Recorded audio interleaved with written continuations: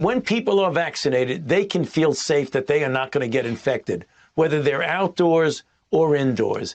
That's the bottom line of that, to get people to appreciate you get vaccinated and you're really quite safe from getting infected. Now we know that the vaccines work well enough that the virus stops with every vaccinated person. Takes the vaccine is not just protecting themselves, but reducing their transmission to other people and allowing society to get back to normal. You're okay. You're not going to get COVID if you have these vaccinations. One, that your chances of getting sick if you're vaccinated is low. Second, that your chances of infecting others is low if you're fully vaccinated. And third, that the vaccines that we have work against the variants circulating in the United States.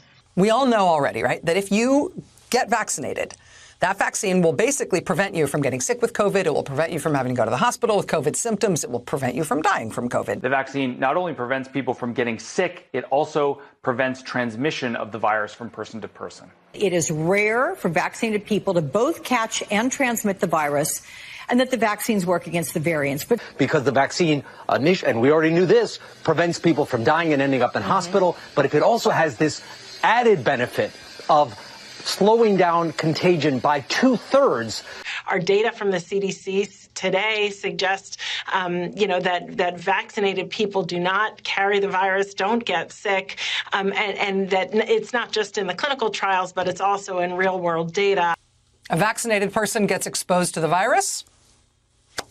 The virus does not infect them. The virus cannot then use that person to go anywhere else.